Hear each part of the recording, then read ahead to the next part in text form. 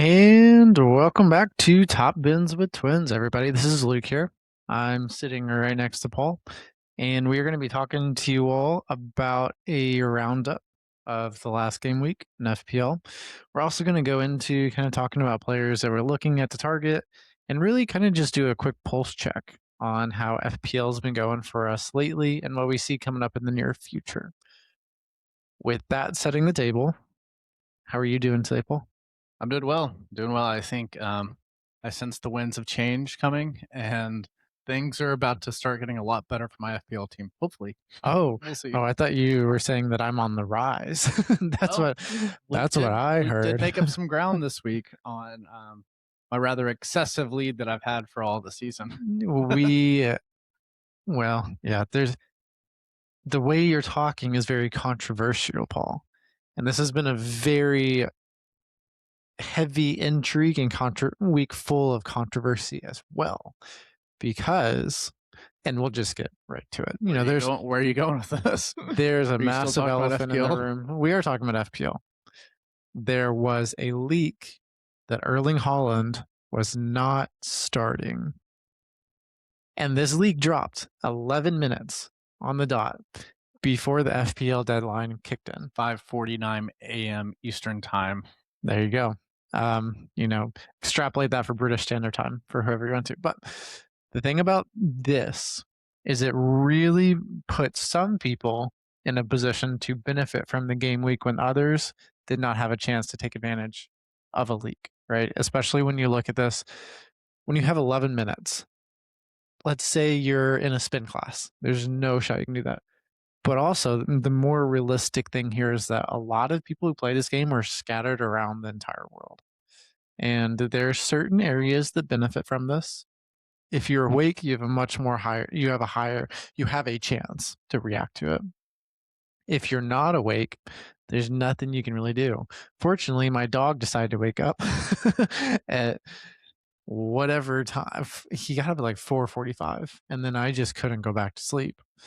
And then the leaks came in while I was still awake. So the really unfortunate thing out of this is I didn't realize that my co-podcast host Paul over here was actually awake. I was he awake. had he had woken up. So I thought he'd be asleep because, like we said, this is 5:49 or in the morning, and I just happened to be up, so I was able to react to it. But I didn't think anyone else would in our time zone. Well, so to continue Luke's story here, I think he got a text at 6:02 where I was like, fuck me, this is horrible. Why did I not change the captaincy? Because what happened was I woke up at like 5:50, just checked my phone.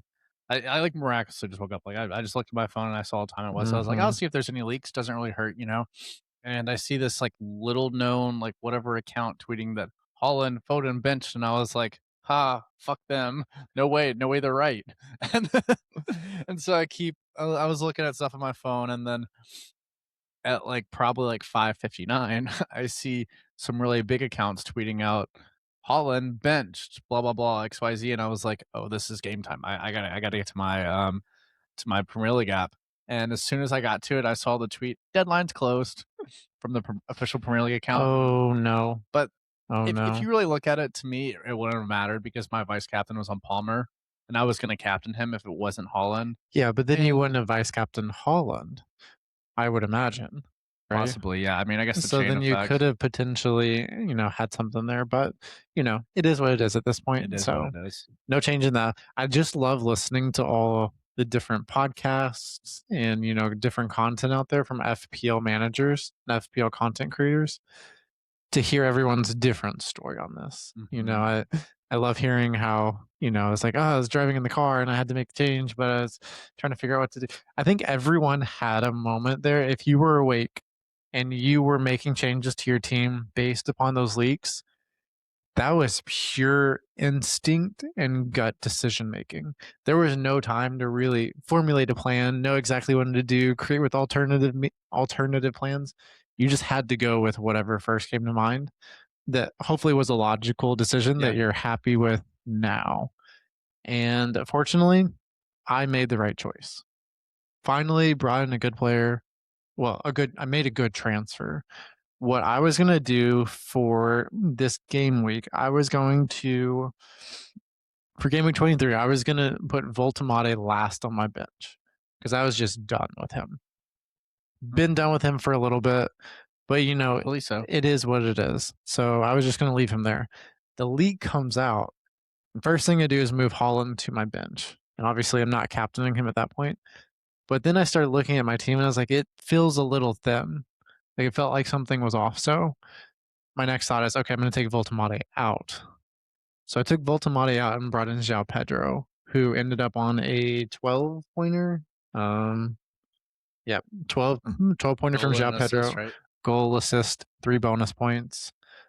And that was my one of my best transfers of the season.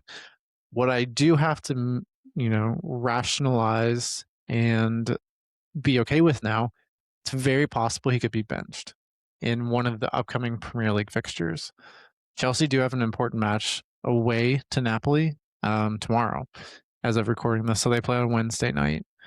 If João Pedro starts midweek in the Champions League, I'm going to be really worried about him starting with West Ham at home. So we'll see how that goes. Hopefully he doesn't start, and then I don't have to worry about it as much because otherwise I'm going to be really stressed out. But I'm not going to take him out because Chelsea have an incredible run of fixtures coming up where they have West Ham at home, they have Wolves away, they have Leeds at home, and then Burnley at home. And then it gets really tricky after that.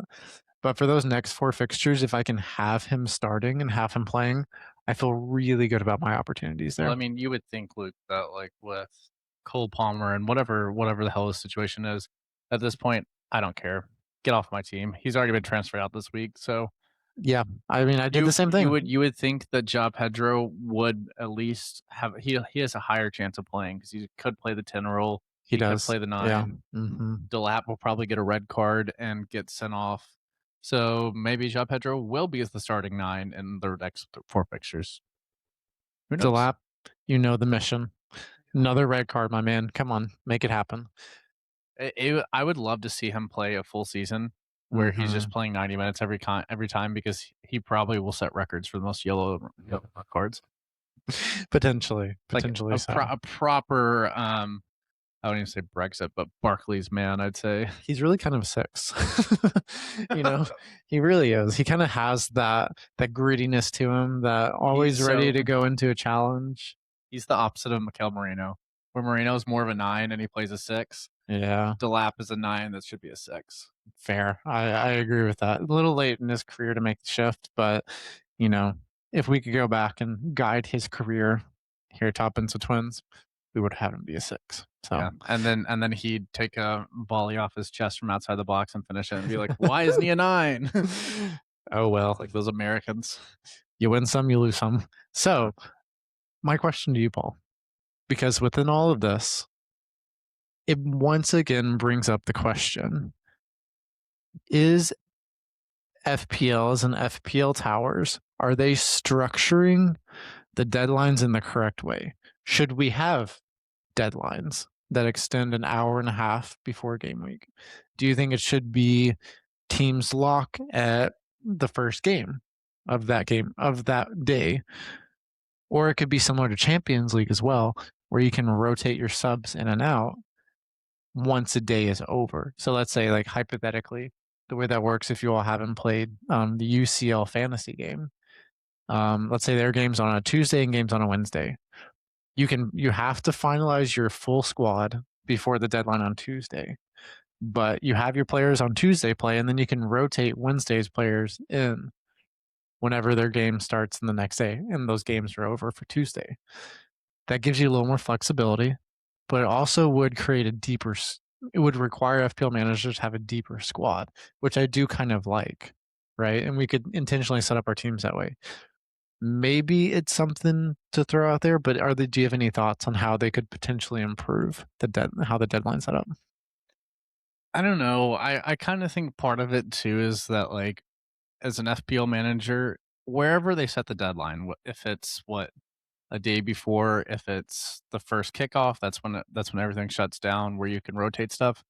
I think as an FPL manager, like you just kinda have to roll with whatever's given to you. I mean, if I were making the rules, I would probably say a kickoff of the first game. I kinda like that one a little bit. Mhm. But at the end of the day, I mean, like, if you're playing the game and you're located in Alaska, wherever it is, they're not changing the time for you. Like, this to me, this is an English-based game for the English Premier League, you know? You have Mhm. to adapt if you're not like, for us, like, if I have to wake up at 5:45, I have to wake up at 5:45 if I Fair. want to make a decision with all the information, if I have questions about who's starting or whatever it is, you just have to do those things, you know? Yeah. No, I It's agree. just part of it. The thing is when you try to accommodate to everyone, then there's only gonna continue to be more problems, right? I completely agree. I think where potentially what I kind of like, and I think we're kind of on the same wavelength here, is having it be at that first game's kickoff. I think that would be a good change because then we wouldn't have as many leaks coming out over the course of this. Yeah, because And then you know anyways, like, here's the thing, it also feels like there were accounts that were in the know that knew that Holland was benched the day before this even leaked, right? mhm, There were tweets that were sent out, if you look back at it, that knew Holland and Foden were benched. So it's tough, right? Because clearly City probably trained and they were factoring in Holland and Foden not playing. And yeah. then that word gets around, and there's always going to be insider trading in FPL. There's really no way around it, but it's just a matter of whether or not the masses figure out about it. And here's the thing: we're also talking about the slim population of the game that's on Twitter or Reddit or Blue Sky, wherever you get your news, and that's maybe 10% of the active managers, Yeah, right? yeah, I agree. So it's still a very select few that we're thinking about here, and I think FPL towers have to be very careful to not cater to a select few when how they make these rules. Yeah, So, yeah, I agree with you, and honestly, at the end of the day, it's like, every week you should be checking your vice captain, you should make sure that, like, you have the necessary parts in your team where if like, you should at least I think you should at least always have one good sub on your team where it's like, if you wanna put a lot of money into your only starting 11, that's fine, that's whatever you wanna do, but, I mean, there's lower tier options where, like, you know if somebody's gonna get subbed out, I can have this person come in whenever you're, like, using a wild card, whenever you're first rating in your team. right, There's right, ways around this where it's like, you should be preparing for disaster in a certain way, you know? yep, yep. No, I hear you. I hear you. I think that comes into the strategic planning within a team, right? Where you're picking those players that we're looking, ideally in that mindset, you're looking for 90-minute men that you know are going to be playing week in, week out, that you can rely upon. Something that I think I've kind of fallen prey to this season, where I've been a bit risky at times, which kind of is in my DNA as an FPL manager. I like to not necessarily always go with the safe pick, which comes back to bite me in the butt. It Yeah. does. That's something that I will openly acknowledge. But I could be better about incorporating those 90-minute men, right?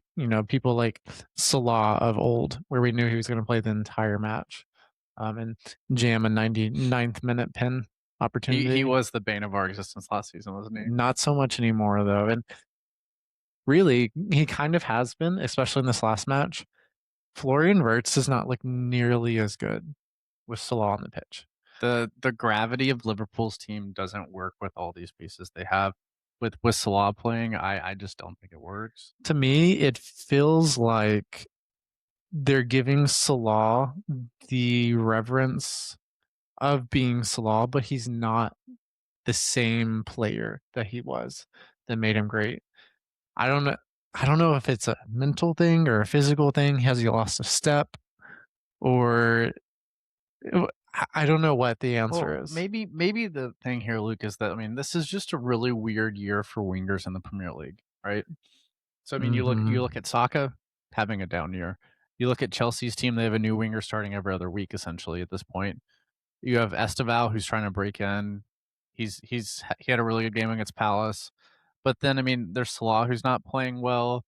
Arsenal are constantly rotating wingers too. Let's think of who else can we look at? Spurs, they have a different winger every week. And their There's best just a lot of player rotation, you their know? best player Kudus is injured until the international break, which And there's will been a lot be of injuries too, and a which we lot of expected going into the injuries, season, you know? a lot of injuries. And the fear there as we continue to accumulate more games on the legs and really the minds of these players, right? They become kind of weary and that you know stamina decreases over time. Injuries become more likely, but we also have a World Cup coming up this summer here in the US that is Maybe. very controversial at this point. There's a lot of things at play that we won't talk about on the podcast because it's simply just it's a topic that can be very polarizing at this point. Pause. Luke doesn't want to talk. No, I'm being very careful about what I'm saying here Yeah, because we're not I gonna get political. don't want us to get political. It's all I'll say because it's fair for the listeners to know kind of where we like. It's just a very sad time right now for our country in general, and that's about all I need to say. I think that kind of conveys what we're both thinking on the topic. So, but moving on, right? We have as I was saying, we have the World Cup. It's coming up in 2026 here in the summer, and then we're just going back into another Premier League season right after that. And I really worry about what that's going to do to these players because what time off do they have? Well, I mean, this is part of the conversation too. Like, I think you're seeing teams like, especially Chelsea, Arsenal, City really aren't like this, but like building up that they're essentially roster depth, you know, where I think Arsenal saw that last season. I mean, they faltered in the title run in because they didn't have enough depth Hmm. at specific positions. And this year, they have 2 to 3 deep players in probably each position. You know, Yeah. Yeah. No, I agree. I agree. I think that's a topic that we can address on future podcasts, right? Talking about kind of like squad depth and stuff like that. But I think it's a really important one to bring up. You mentioned Arsenal. So let's go straight into that as we kind of start to round up the games from the week. Arsenal end up losing 3-2 to Manchester United. We get a Mikel Merino goal, and we also get a own goal that potentially might have been a Timber goal. It's hard to I say. think it was off Martinez this hill. I think it was Okay, I saw some Twitter detectives out there saying that they think it was I Timber, but there was one angle from behind yeah, that's where kind of like what. it Yeah. looked pretty clear to me that it was off Martinez, but I didn't Okay. spend Yeah, that much I time think analyzing I it. think where the detective aspect comes out for people is if you have Timber in your team or not, right? Yeah, for Then sure. that obviously makes more sense to look at it a little No, bit I'd be closer. pissed. I get it. So we also an important note on this match. We had Patrick Dorgu score a goal. That is his second goal in consecutive weeks. I benched him for both of those goals, but frankly, there was no way I was going to start him away to Against City City and and Arsenal. away to Arsenal. Sorry, there's just no shot. So you know it is what it is, but he is now they've so he went down in the match holding his hamstring. Carrot came out after the match and said it was just cramp. He should be fine. We'll evaluate him later. Well, he came out and did a presser yesterday, or it was I this think it was morning, this morning. and say he's going to be out for 10 weeks because he did, in fact, pull his hamstring. Yeah. Very unfortunate because he's in really good form. But my question to you, Paul, is what does that do for how you view Manchester United? Does that change anything for you, or are there other options you would look at to kind of fill that gap that Dorgy was occupying?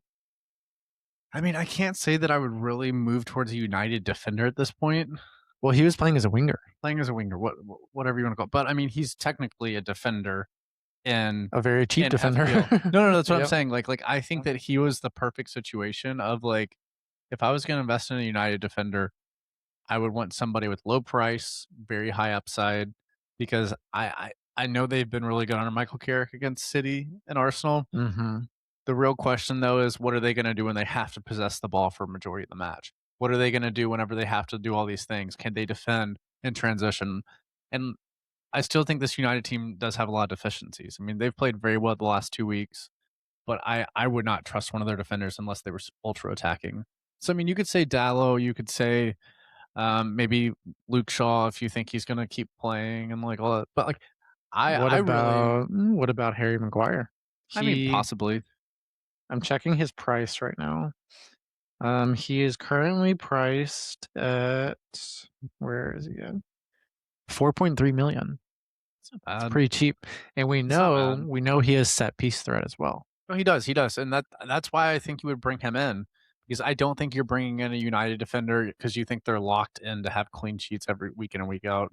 I No, don't think that's no, gonna continue for them. no, I don't either. The thing about it is I've had, as we fondly refer to him on the pod, Lemons.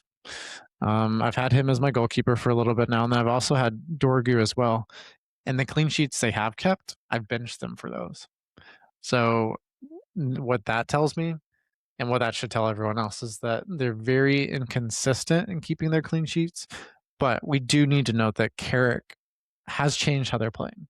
And Yeah, he's doing a much better job of playing to the strengths of the players that he has. he's simplified a lot of things. Really simplified things, made it more straightforward. And he's also kind of reintegrated some players who Kobe Mainu. It's a really big one there. He's been very good over the last 2 He's been weeks. very good. He's a talented player. A lot of people rate him very highly. And you can see the impact he has on games. Really makes you kind of question Amarim, the system, you know, his adherence to how he had to play throughout the course of his tenure at Manchester United. So I think Bruno Fernandes is the must have. And Bomo is a very good option as well. And I would not be upset if anyone doubled up on those two midfielders. I I think think it's a it's a really good smart idea. move. Yeah. They have a really good attacking run of fixtures going forward.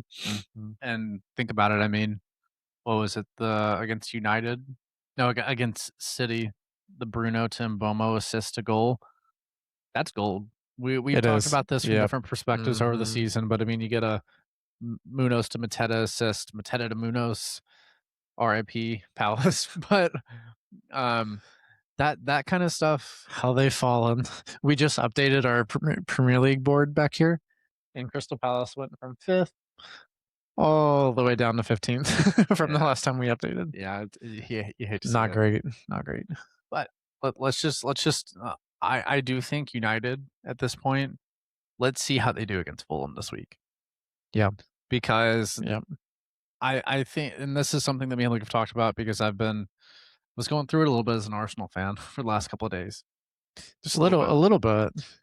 just a A little little bit. bit. But Didn't all you didn't you text me at a bar at 3 a.m. last night about Arsenal? nobody knows about that. He didn't do that. I made that up. I went to work this morning, I swear. You made it somehow. Whoa, dangerous game there to bring up, Luke. All not true. Paul's responsible and out at a bar at 3 a.m. on a Tuesday night. So go ahead. No, Monday night. Sorry.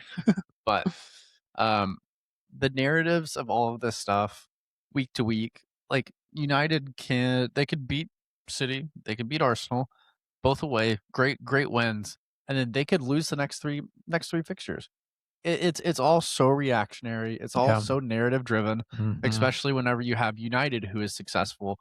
It's like, oh, United's back, the world's whatever, and then XYZ. Listen, United is miles away from being a team that's going to contend for the title. Like they are. Sitting fourth on the table. They are 14 points behind Arsenal right now. I know. I'm just saying they're sitting fourth on the table. So they're doing something right. They're doing There's something something right, but right. I'm telling you that like there are cracks in that team, and it's the same for all of this stuff. You have to put together a cohesive body over the season. Yep. You know, I agree. You can't have those bad stretches. And that's a good segment for us to talk about Arsenal, or who not. have been struggling a little bit. I do want it to be. I'm happy to share my transfers for what I've done this week. I will not be sharing my transfers.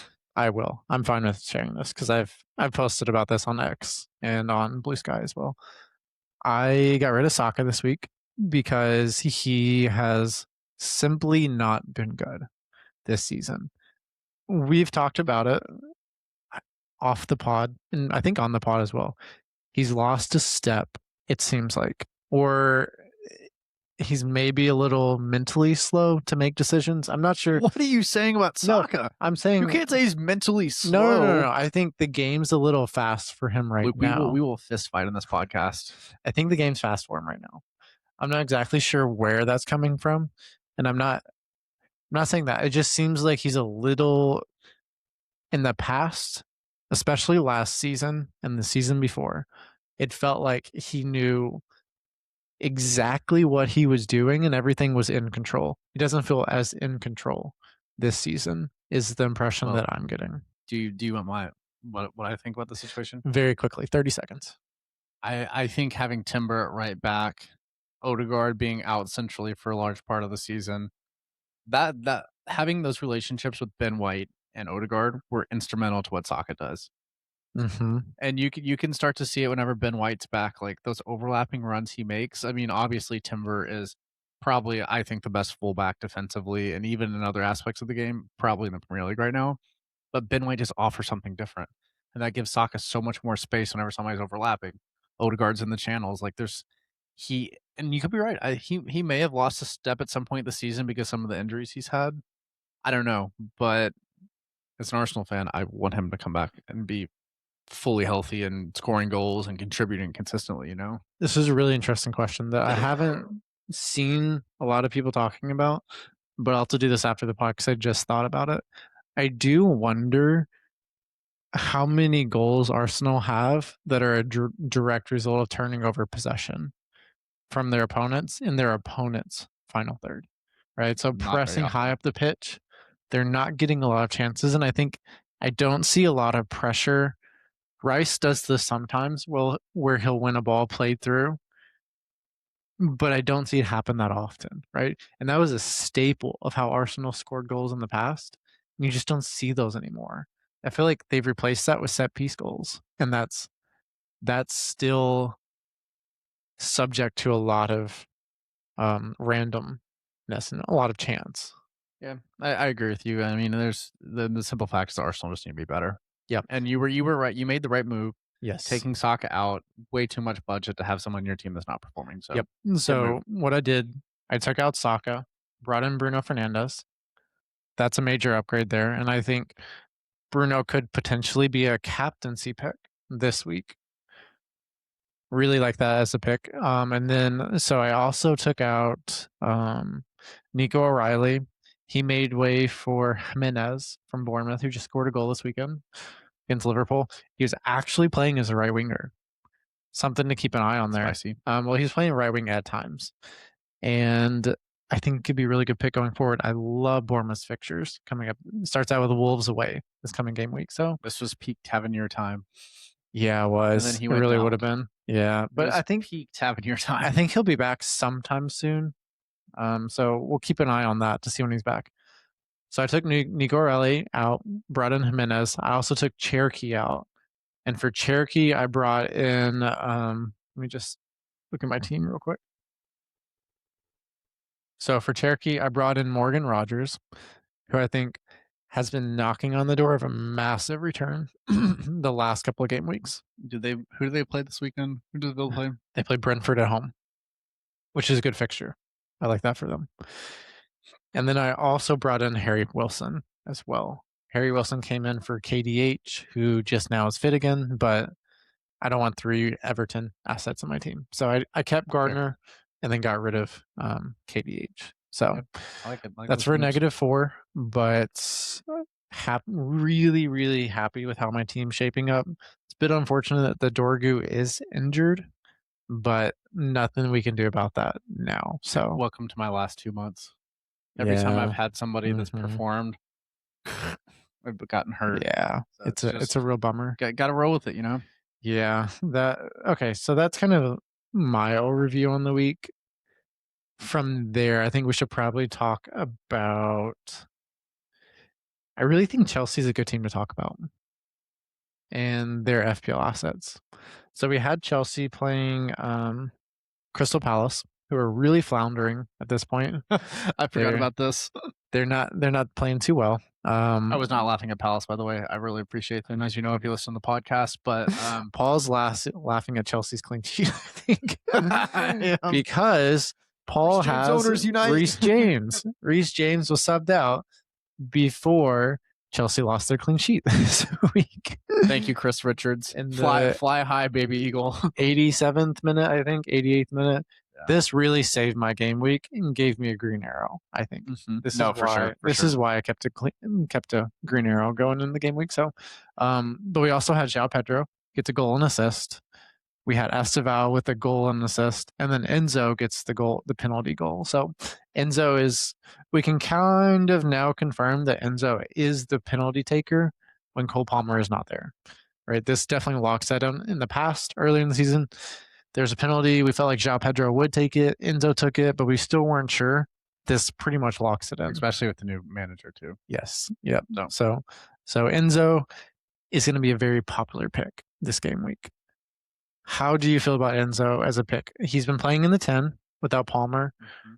Do you think he's worthy to be in our FPL teams? Absolutely. I think he kind of slots into that Cole Palmer role in that team. Yeah. And you can almost argue that like he's played better that position than Cole Palmer has, which I didn't think I'd ever argue that at the beginning of the season going into this, but like Cole Palmer just hasn't been at it. He's been out of the time, out of the team, in the team, all that stuff. And like I just think with the risk involved and the other midfield assets like Esteval, we know that Chelsea. We talked about this last week, I think, on the pod, but like Chelsea are going to protect their assets.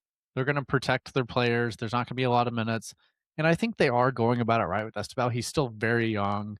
He has so much promise in the future, but who's to say that Esteval isn't going to I would say the best way to determine a Chelsea midfielder is to kind of follow what happens in the Champions League this week for them, see who plays a lot, all that stuff. But I still think that Enzo's still the number one option in the midfield for Chelsea. Enzo's one of those players, and I guess not players, but he's in this situation now. If you're looking at Enzo to bring him into your team for game week 24, it's a little tricky because he's going to continue to rise throughout the week. You could be priced out, but we almost know for a fact he's going to be starting Champions League against Napoli tomorrow on Wednesday. What if he picks up an injury during that time? Right? Yeah, It's a that's little very true. risky, It's but the same conversation every week with early it's a transfers. it's a double-edged sword, as we always say. So you got to be careful about that, but just be mindful he does have Champions League. If you're fine with taking on the risk that an injury could happen, or maybe he's benched for game week 24, I don't think he's going to be benched. The real risk there is picking up an injury. So hopefully he comes through unscathed because he's looking like a really good FPL option for Yeah. managers right now. And I would also say, Luke, just to throw in the forwards there too, that if I would keep a close eye on Champions League as well too, because if João Pedro plays a full 95 minutes and Delap doesn't play at all, who knows? Maybe it's saying João Pedro is the nailed on 9, or maybe it's saying that Delap's going to play on the weekend. It's kind of like reading into the manager's comments afterwards, all that stuff. But this is also the same man that said Cole Palmer was going to be perfectly fit last Sunday. There it You're a is. There it liar. is. You're a. I'm going to stop. And here's the thing, as angry as Paul is, my wife was even angrier with me Yeah. because I brought in Cole Palmer this week into her team thinking he'd be a good pick. The commentary from the manager was Cole Palmer's fine. He'll be playing this weekend. And oh man, Not in the squad. I got in trouble. Yeah. I it was not a good weekend for me. Thankfully I got a green arrow, otherwise it would have been depression city. So not good there. But as far as other games to kind of discuss, I think it was very noteworthy that Thiago blinks yet again, right? Nottingham Forest at home, that looks like a really good fixture for him. And Forest win 2-0. It's one of those that Forest have been pretty bad throughout the course of the season, You've gotten better. but they're getting better. They're getting a lot better. They've kept 2 Premier League clean sheets off on the bounce. So, and we look at Thiago's numbers, he had an XG of 0.43 in that match. I feel like that's pretty good. And if you captained him, probably a little unfortunate not to get a return from him because usually he's, overperforming his XG. And another thing for Brentford too is, I mean, they do have their players back from AFCON. Dingo, we know, is really Mhm. good at drawing those pens. So, But he did not play this weekend, though. I think he subbed on, didn't he? I'm pretty sure he subbed on. I He don't. might have eventually, I think he subbed on, but but the he thing did in the but the thing 37th about minute. Brentford though is that like their next 4 fixtures, next 5 fixtures, extremely difficult. I mean, let me see. I have it here. They have Aston Villa away, Newcastle away, Arsenal at home, and then Brighton at home. And then it gets a Tough. little bit easier. It actually gets really good after that. So in my mind, I'm looking at my team thinking, well, João Pedro does have a set amount of time in my team. His lifespan's gonna be pretty short. Maybe I hop on him and then hop on Thiago when it starts to clear up for Brentford. I think that might be an easy kind of very comparable price range, Oh, yeah. for me to go from Yeah. one to the other. So something to keep in the back of your mind that if you have Thiago, maybe now's a good time to jump off real quick and then go right back to him after this. Mhm. I think But that's good. the way he's played this season, he's going to bag a hat trick next week. So Dude, I hope so. yeah, you'd be all for I hope so. that. I mean, You'd be and all for it. I will say, it's a really big factor in this Brentford Villa match. I know you said you were really high on Villa against Brentford. Dude, they're missing 3 of their starting midfielders going into this game. Brentford is McGinn, oh Kamara, Aston Villa is Villa is, yeah. and then who is the 3rd one? Shit, I can't remember the 3rd midfielder, but they are missing, like, some vital parts of their team. And I mean, they can still keep hitting them from distance, but, like, it's gonna be a lot more difficult whenever you don't have that midfield solidity. It will be, but it seems like they're functioning okay. Right, Villa's a team that they're they're perplexing to me when I watch them play because at times it feels like they don't have control of a match, but then it kind of comes down to these long range shots like we've talked They've about, been doing and this for years, dude. it's just it's kind of it's one of those that it seems like your eyes are kind of lying to you because you know that they're a good team. It's the way Unai Emery sets up his team, right? Where they're hard to play against, but also kind of hard to watch as well. If you're a neutral that's just going to watch a match, it's always the most enjoyable until they hit a goal from 30 yards out, right? And it's a Yeah. screamer to the top corner. So Morgan Rogers next week, 3 goals. You got this. Or I don't. believe in you. Please do. That would be great. Yeah. Okay. Other person and team I think that is noteworthy that we should talk about for a little bit is West Ham. We had Jared Bowen, and both of us have Jared Bowen. Gets a 12 pointer. And we do confirm that Jared Bowen is in fact now on penalties for West Ham. Mhm. It looks like the Paqueta is on his way out of the Premier League. Major boost to West Ham right there. It's weird how they started playing better when he wasn't in the squad. Really strange. But with Paqueta gone, Bowen is now on pins. West Ham had a great run of fixtures, and now it's not looking as great, but Bowen's starting to return. So the question to you, Paul, do we keep Bowen for the foreseeable future, or do you have plans to move him on sometime in the next couple of game weeks? I think he'll probably be out of my team pretty soon. But this is one where I wanna let him get this week probably, and he is basically auditioning to stay in my team at this point, you know? Okay, so Where I'm giving him another week to kinda see if how West Ham look because they looked a lot better last weekend. If they go out and they play horribly, he's probably out, you know? Even if he's on pens, I just feel like there's better forward options at the moment. But it could be a situation with him on pens, he could end up at, like, the 3rd highest forward over the course of the season, the rest of the way out, you know? we should develop a scale or index for players that are likely to score in games that their teams are not expected to score. Because Jared Bowen He'd be at is right 9 up out of top on 10. that, Yeah. right? Like, if you're looking at the crazy to hot skill that Marty Stinson started, it would instead be Where do you think, unex- Jared Bowen falls on the crazy to hot scale, Luke? expected goals to unexpected goals. He would escalate right up there perfectly between the X and Y axis. It'd be that's where he would fit in there. So yeah, I didn't expect to talk about that on the podcast. But here we are. Here we are. So yeah, Bone's one of those players that even when he's going into a difficult run of fixtures, it makes it hard to get rid of him because you still feel like he's very likely to return in those difficult fixtures. Once Mhm. he starts scoring the goals and he's getting returns, and with him on penalties now, I don't know if we can get rid of him. Yeah. Right? He's one of those players that, and we also know West Ham know that they need to be getting points week over week at this point. We're getting down. I mean, we're going into game week 24. 14 game weeks left, 15 game weeks left. Teams are running out of time. So they know they have to be getting points. So, and Jared Bowen's going to be at the heart of everything they do. Third from the bottom. Yeah. They're in 18th place in the league right now. And Leeds have looked really good.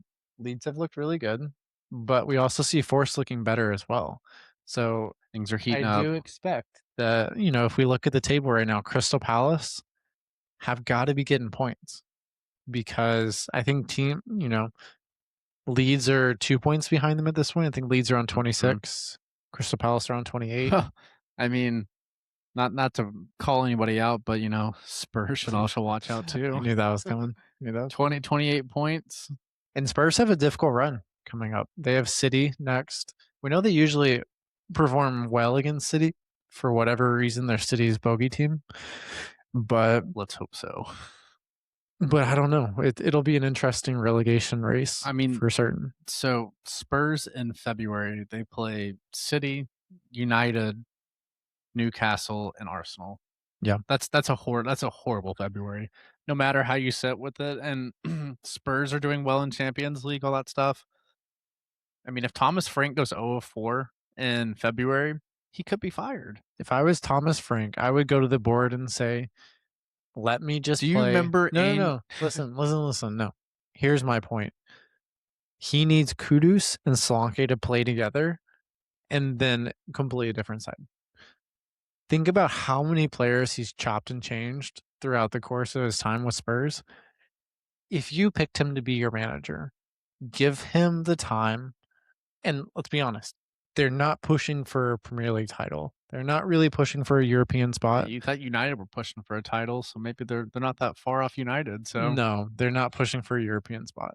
But what they can do is really start to build something going in the next season and focus on Champions League while still getting points in the Premier League.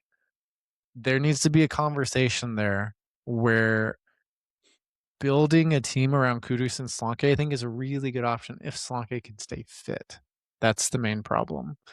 well, So, Luke, you forget that you're talking about the same organization that fired a manager that got to them in the Champions League last season, who also Thomas Frank is in the same situation that Postecoglou was last season. yeah. Yeah. No, I We're probably going to see history repeat itself. I would assume that I'm not saying Spurs are going to win Champions League. They're not, but they're going to probably do better than they're going to do better in Europe than they are in England, and that's going to cause problems because I mean the fans are already turning against Thomas Frank. yeah, There's they no are. doubt about They it. And definitely are. I agree with if that. they see Yep.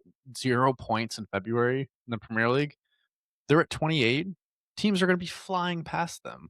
Yeah. Leeds will definitely pass them. Leeds have looked very good. Really, they're kind of unfortunate not to get all 3 points. That would be It was crazy. it was a Barry finish. If Spurs got relegated. Oh, that would be crazy. That dream come true for you over there, Paul. God, That there's would be so many perfect. things I want to say, but I'm going to keep it simple. Yeah, that I think that kind of other a couple quick noteworthy performances this week. Harry Wilson continues to take over the points.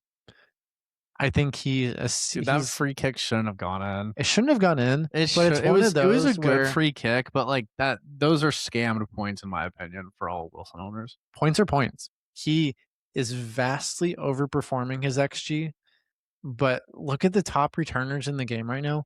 Bruno Guimaraes, Rice, who else is up there? There's a lot of players, Caicedo for a stretch, Gravenberch for a stretch. There's a lot of players that typically have not returned that are now returning. And I think Do you notice? at some point we have to acknowledge that we have to get on board and follow where the points are coming from. Do you notice the players that you mentioned there? What position? They're all like sixes. They're all Mhm. Except lower for Harry line Wilson. midfielders. Harry Except Wilson Harry is not. Wilson, he's not. But like that's just because the way these teams are setting up in the Premier League now. And this, I could go on a whole rant about this, but like at a certain point, sixes have to evolve. They have to be able to hit the ball from distance, and like you're seeing that like in the Premier League now, the standard's so high that at every possession, essentially, you have to have a player that can defend out of their ass, that is super technical, that's athletic, and that also can hit a ball from 25 yards Yeah. and put it Hmm. away. I mean Yeah. that's just the nature of the Premier League now, which is great.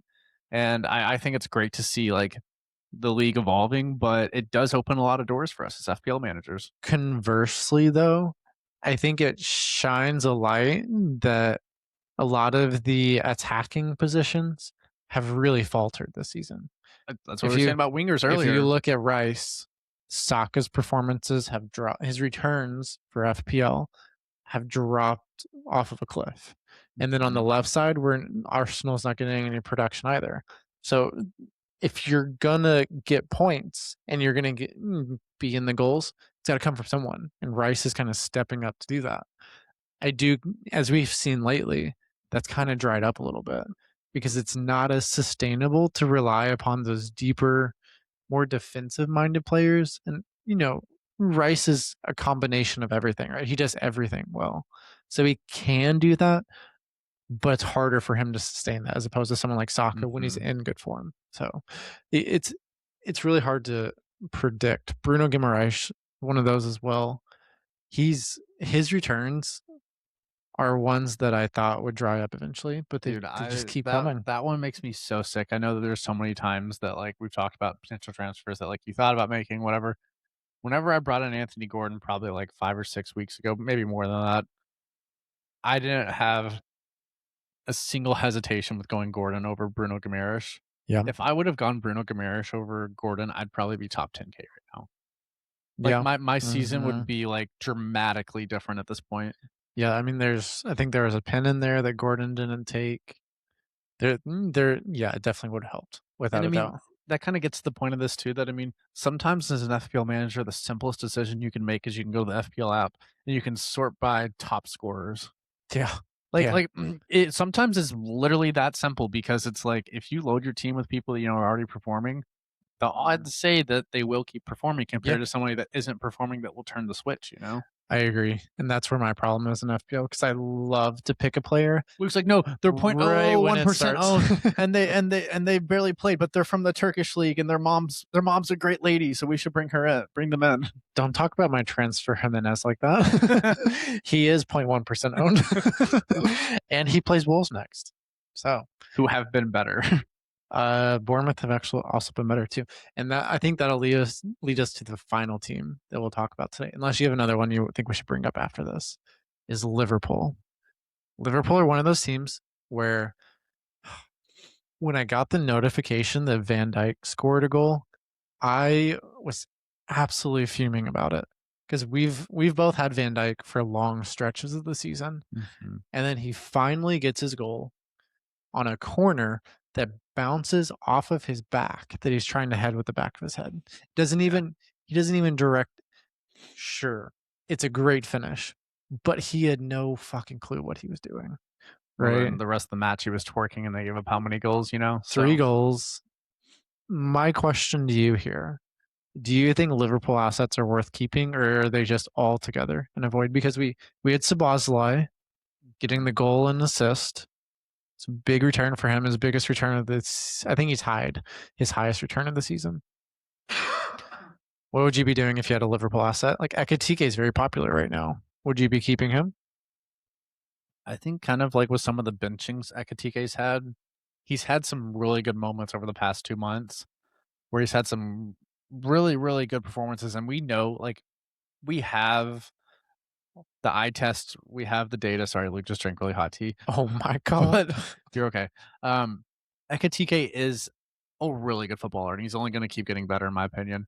But I do think that he's kind of an injury concern at this point, where he's in and out of the teams, he's playing in Champions League, he's not it just kinda bounces back and forth, and for his price point, I would say that we kinda need somebody that's gonna be more consistent, and you do Right, have other right. forwards that are performing. I think that the pick of the team should be Szoboszlai, but even with Salah back, it's like now the pens are gonna for sure be going to Salah.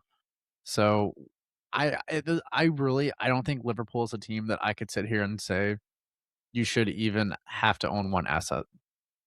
Yeah. No, the thing about Sabazlai, he gets his goal, he gets an assist. Did you see the goal was a really nice free kick that they worked.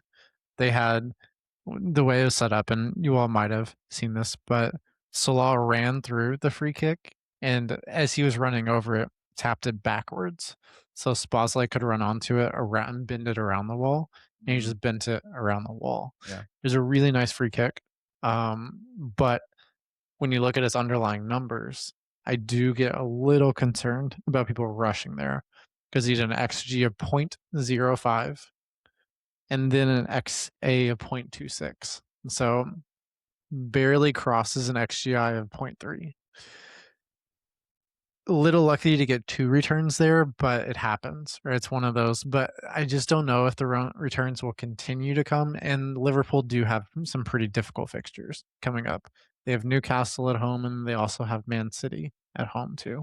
So not Come on, exactly sure how Liverpool. those will play, but we also don't know who's going to be playing right back entirely. Right, Frimpong has been playing, but there's a lot of flux within this Liverpool team. Like you're saying, They've Ekatike, had a lot of injury concerns, a lot of Ekatike, people not out for someone we extended know. periods. Gomez gets subbed out in I think like the 30th minute or something like that. He just can't stay fit.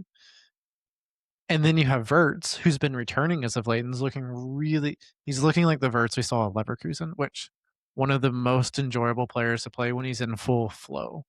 He's Mhm. a very talented quality player. He looks different with Salah on the pitch though. To me, The gravities don't work out. It's just they the don't. simple fact. Like there's too much and like it just doesn't work. And Salah detracts so much at times if he's not contributing attacking wise. Exactly. That's the thing. I think we'll see Liverpool's squad continue to rotate. We might even see Salah gone in this window. Maybe at the very end they realize I he's got mean, to go. Saudi would Because slide if him out. you it's the commotion they had between Slot and Salah was a lot. AFCON came at a very good time and they could kind of reset. But I do think that with the dust settling and seeing the performances we have as of late, especially if UCL does not go well this coming week, Yeah. I wouldn't be surprised to see him go because I they need to evolve past the law, I think. I think it's the most graceful way to probably end the the storied run of Salah at Liverpool is like, why even extend this through another half a season when realistically you're only really fighting for Champions League? They can get to Champions League without Salah. I don't think he's a necessary part of that team. I think they play better without him, like we were just saying. I do too. But it just Yep. works better for everybody. You make a huge paycheck, you sell him to Saudi. He's going somewhere where maybe he wants to live, like it could work out well for him to go to Saudi as well. He's going to make a Right. ton of money. Hmm. So Yep. that's a possibility. We'll have to see. I would say it's less likely than it is more likely. But you're right, Yeah. possibility, Luke. Yeah. So we'll keep an eye on that and we'll definitely keep you all informed as well as we kind of see things evolve over the January transfer window. Um, Liverpool's opponent in this match was Bournemouth. Bournemouth just signed one of the upcoming wonder kids from Brazil. Um, I have not heard his name pronounced. I think it's Ryan. Um, Ryan. I'm not sure exactly how to pronounce that, but they just brought him in from a Brazilian team, and he's supposed to be one of the next upcoming talents. So let's see keep an how eye on long he that. lasts. I think he's 17 years old. I'm not exactly I sure. mean that's the thing is, look at Dean Howson who went to Real Madrid from Bournemouth last season. Like, Yeah. I Yep. mean, No, exactly. Bournemouth are kind of like they are a club that develops those young players. They're really good at identifying talent. So let's see how he beds in. And I think Bournemouth signed a couple of. Didn't they sign a striker too? I don't know. They might have been a defender. I don't know. Forest just brought in a defender who's apparently massive. It's just one of those things too, where Bournemouth, or Brighton, they come knocking on the door, and you're like, why do you want to buy one of our players? What's going on here? It's just kind of mysterious. And then they're like, oh, nothing. We just see potential. And then and then they literally 10x, 15, 20x their Yeah. investment in the beginning. Yeah. The important note here with, the Ryan who we're talking about, his release clause in his contract is already at 100 million pounds. So Jesus, they I did not know they that. That's expect a crazy. lot out of him. And rumors were coming out of Brazil that he's being compared to kind of like how being spoken of how Esteval was, and still he's very on early on in his career. So, but then also Vinicius as well, where they're making those similar comparisons. to the level of talent. So that gives you an interesting benchmark Me for too. him. And Me he's too. 17 years old. So he's still very young and a lot of potential there. So we'll see what happens. Mhm. Someone to keep an eye on over the upcoming game weeks, but more importantly, upcoming years. Yeah, I'd say Really years probably. is what we're looking at there. So, um, yeah, I think that puts us in a good spot for the game week. Paul, how do you feel about going into game week 24? What are the thoughts? And we can kind of turn this into our final segment here on the pod. Yeah, I think, it's been a difficult run for me over the past month, I'd say, in FPL, but I've already made 2 transfers. I'm not gonna reveal what they are 'cause, Can I tell the I listeners? like to keep I like to keep my cards close to my chest, and I'm not going to say anything. I think they're 2 very reasonable transfers, I would agree. and, I agree with that. Yeah. we'll see. Just trying to write the ship, trying to make everything more steady, consistent points in my team, so that the baselines for every week that I have, they go up, the upside's higher, all that stuff. But I do Gotcha. think that Yeah. this is kind of the time of the FPL season where it's like you don't want to wait too long to start playing your chips. You don't want to wait too long to start making big changes if you're unhappy with where you're at the moment. I would highly recommend to start taking steps. Like, I don't think it's crazy to play a wild card right now or anything that you feel like you need to do to your team. Most of it, all of it is really about enjoying playing FPL. And if you're playing in a way where you want to be competitive, you want to be higher, I would say just go ahead and make big changes to your team because I mean, if you wait till game week 36, what's the point? Because you're not maximizing. Yes. And I've been taking that mentality as well for how I'm managing my team. I do want to say that I'm knowingly making these decisions to take Saka out, take a -4 going into game week 24 with the mindset that we could potentially have a double game week coming up on the near horizon. Could be Arsenal playing Wolves, and then I think it's West also Ham. West Ham potentially. I got it right here. Um, it would be Brentford. So it'd be Brentford away and then Wolves away too, I think. Yeah, Wolves away. So Brentford away and Wolves away. That could be a double game week in game week 26, depending upon how their fixture goes against Chelsea next midweek. Yeah, I think that's February 3rd when they play. Yes. So if Arsenal win that, then the Carabao Cup final will require that their gaming It's in in March. 30 in game week 31 with Wolves will have to be rescheduled. And there's a window in game week 26 in the midweek where they could squish that in. So just be weary of that because I would advocate for not using chips at this point because we want to have that flexibility and be able to maneuver our teams as we see fit. What we can do though is I think you can be aggressive with your transfers because you can always clean that up if you need to, Mhm. right? But just be making those transfers with the mindset of how am I going to maneuver my team if I need to later Yeah. on. Yeah. So I think that's a good point. Like, yeah, also want to highlight too, like we said earlier, be aware of what happens in Champions League, Europa League this midweek because like we were saying with Villa, with them being in Europe too, if another person gets injured, if XYZ happens, if Chelsea, if Enzo goes down or any of those situations, you just want to be really aware of that and be able to make changes to your team before, that yeah, deadline. nope, I completely agree. Completely agree. Like Paul said, deadlines. Make sure they don't catch you out, as we saw this weekend. Very, very important. My final question to you, Paul, as we close out this podcast, who do you think is the best captaincy pick for this upcoming game week? Because I have an answer, but I want to hear. I can go first if you want me to. No, it's okay. I don't mind to go first. Okay, go ahead. Unless you'd like to. No, no, you got it. Go ahead. I'm scared to not captain Holland again this week because Ooh, okay. I think there's going to be a game week where he's like, "Guess what? You all forgot how good I am," and I'm scared that it's going to be a week where I'm like, "Okay, I'm going to go against him." And I like you said, I think Bruno Fernandes is a really good option this week against Fulham. I think Mbomo could be a good captaincy option.